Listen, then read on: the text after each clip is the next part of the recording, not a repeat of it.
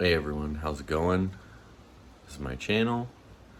I want to sincerely welcome you guys. I have 42 subscribers now, so I want to thank every one of those because they have motivated me to do something like this. Today we're going to do an intro on my new project car, Lexus GS300, 1999, beige. Lots and lots of stuff wrong with it, but let me flip the camera around and we'll go through kind of a full tour. Alright, so like I was saying, this is my 1999 GS300. Beige on beige on beige. It's raining today, so I'm trying to stay out. Nasty. Steering wheel's a little chewed up. Got a cover because we have some sweet rips on the steering wheel. Same thing with the back seat. We got some sweet rips right there. That's why we got seat covers on. Armrest nasty. Cup holder that I cleaned out before. I've already been using this thing to transport the kids around and everything, so it's a good, reliable car. Well, it wasn't when I got it. I bought this from a buddy of mine, Smiley, at Snaps Towing, and they towed it in. I got it. Let's actually pop the hood here. At least all that works. We'll pop the hood here and we'll see kind of the main reason. There it is. 2JZ. NA 2JZ with paper thin rods, but it works. Hold on just a second. That's another thing that's wrong with it. Hood struts are blown. So, but anyway, 2JZ GE from the plus 97 plus models with the thin rods. So that's pretty cool. But when I got it, this cover right here was off. The intake was off. Everything up front didn't have a radiator at all. The fans were in the back seat, and you can probably guess why. Why it got sent to the junkyard, why I ended up with it, why all those covers were off. Yes, somebody messed up the timing. They set them to the wrong marks because these 2Js have two, well, at least the VVTi ones have two marks on the cam wheels. They have a dot and a line. You're supposed to line up the dots, or not the dots, the lines, and this person lined them up with the dots. So they had some exhaust valve to piston clearancing issues. And so I got it. Had 50 psi of compression in cylinder 1, 55 psi in cylinder 6, and nothing on any cylinder in between. So we knew we had a bent head, or bent valves in the head. Picked up a spare head for it, put some new valve seals in it, and here we are today. Runs up, starts nice and good. Let me show you that real quick. We do have an issue with some of the dash lights not coming on. Now, you can probably watch other GS300 videos where they turn on the dash, but there's supposed to be quite a few lights over here.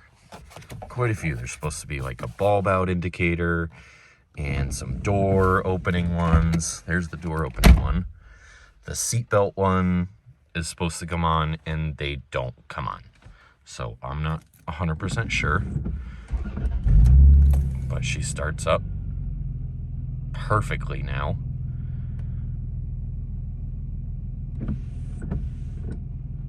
Check engine light for O2 sensors. So, a couple other things. I get no heated seat lights on either one. The VSC, let's hit the VSC button. That does work. The power ETC snow, ECT, that works. The light does nothing on the dash. So, I don't know. I know it works because when I hit snow, I can feel noticeably less throttle. When I hit power, I can feel noticeably more throttle. So I know the actual thing is working. It's just not lighting up. Let's see. The next thing is going to be our air conditioning, heating, etc. I have it all the way up. And we're getting our mode switches, which is good. But we're getting maybe 65, 70-ish degree air. Maybe. It's warm, but it's not hot. I did flush out the heater core before. It had a lot of stop leak in it, which I'm sure has something to do with it not working properly.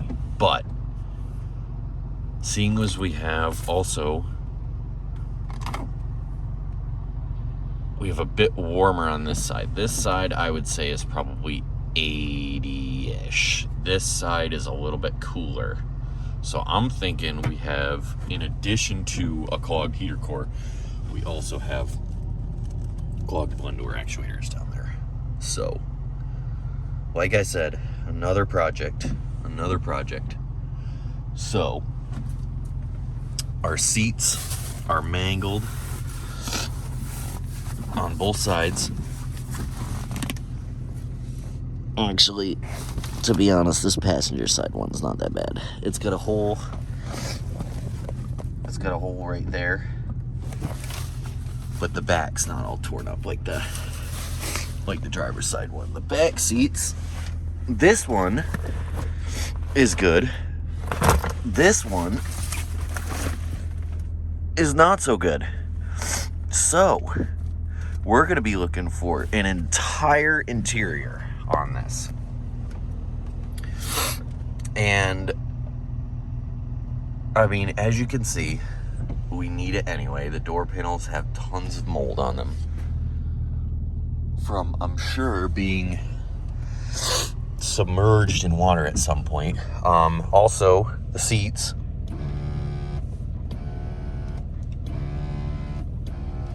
Neither of them. This one doesn't make much noise when you do it. It does try, which means there's power. But this one, I've already messed up trying to go forward because I'm short. And as you can see, my legs are all the way stretched out. And I can still hit the pedals and everything, but it's not the funnest thing to do. So let's take a peek at the trunk. This was another thing I had to fix. A lot of common problem. People push this in and then you can't open your trunk. That sucks. So what you have to do is lower the panel, and there's a little clip there, and you can unlock that lock, and now you can open the trunk. That was another thing that I had to fix. Now the trunk opens. Decent little trunk. It was way nastier in here before. Obviously I've cleaned it out. We've still got a full-size spare. So that's cool. Probably will come out though, if I'm being totally honest. Brakes are They're squeaky boys, that's for sure. But let's talk a little more. Sorry about my garage mess. It's definitely a mess. Let's talk about the main attraction. The 2JZ. So, the reason I got this for so cheap was because the scrapyard originally wanted about, let me shut this off, it's probably a lot of noise. The scrapyard wanted about $800 for this car as it sat with a non-running engine. And I said, heck no. So I said, well, why don't you take the cats? Because you know scrap yards, they always want the cats. So they gave me $400 off. They gave it to me for half price.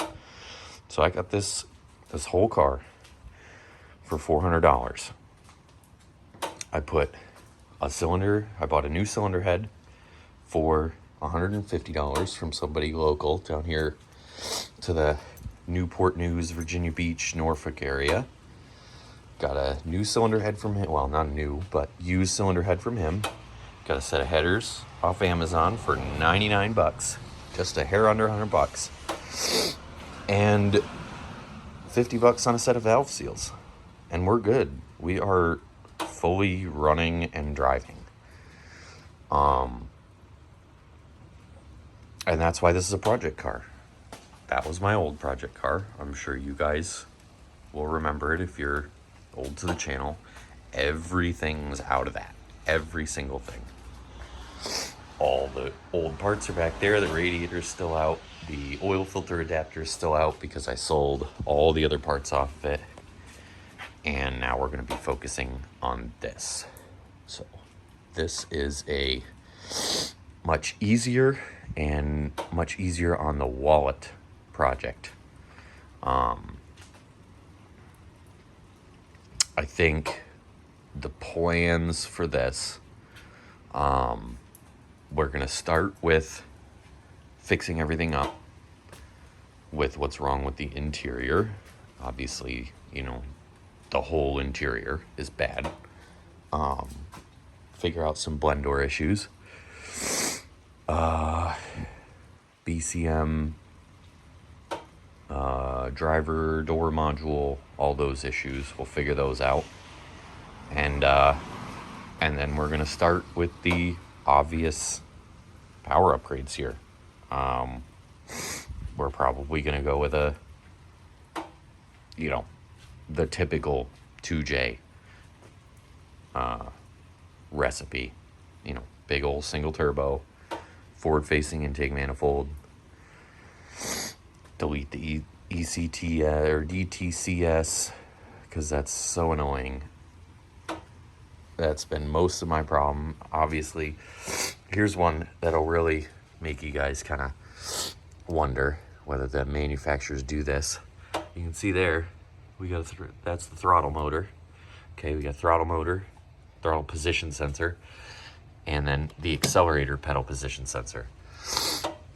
Now, that has a similar system. The accelerator pedal position sensor is in the pedal instead of driven by a cable. Well, how do you think I knew to get rid of that connector and directly solder those wires? It's probably because the same exact thing happened on that. And that car would strand me, and I'd have to turn it off, turn it back on, and hope that the throttle would work for a little bit more. And if I hit a bump, the throttle would go out. And that was no fun. And guess what? The exact same thing was happening with this one. We had I'd go through, I'd hit the throttle, and I'd have no throttle response up to about 60%. And then the accelerator pedal would manually start to open the throttle blades. And then once I got on from that, I'd have nothing. And it would just shut down. And it turned out it was another broken wire at the same type of connector. The Ford one only has 2 wires. So I ran 2 wires straight from there to the PCM that's up there in Ford's. Here, it just had a broken wire at the connector. I assumed all these wires were good.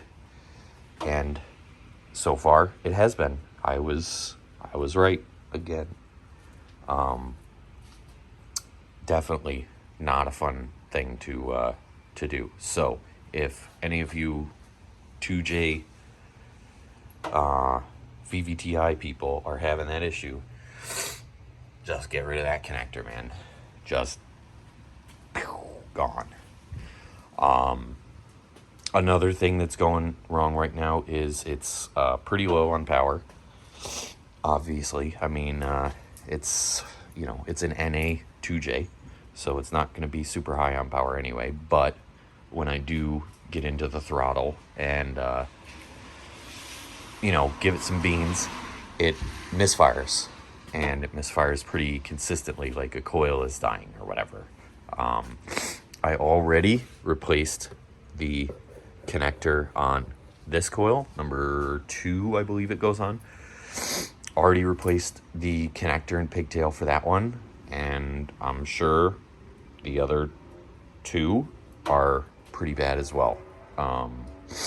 I can see cylinder 6 and it's still staying on there, but I'm just gonna replace them all. I've got the connectors ready to go. Might as well. We'll do some plugs. We'll probably do some suspension parts because we got a little bit of play on the passenger side upper ball joint. I know lower ball joints are really bad on these chassis. The lower ball joints will go bad. The local pick and pull also actually has a set of adjustable rear upper control arms.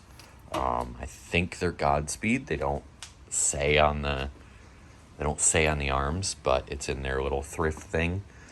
So I may go snag those at some point. But pretty much we're gonna make a little build series out of this. I'm gonna make. I wanted to make some videos on the fixing the radio, fixing the throttle body, fixing the ashtray in the center console and everything that wouldn't come out and all that stuff. I just didn't get a chance. This is the first time I've had a chance to film an intro video, and of course it's raining, so I can't like be outside. But yeah, we're gonna make a little fun thing out of this, and hopefully we'll get some good content. Hopefully it's stuff you guys haven't seen before, so that you know, it's not just repetitive garbage. But yeah, so I just wanted to film an intro. Let me turn this around here. So I just, you know, this is me. I'm Tom. This is my Lexus. We're gonna make a nice little project out of this. So hope to see you guys in the next video. If you don't like, comment, subscribe, all the typical YouTube stuff. So, all right, have a great day, guys.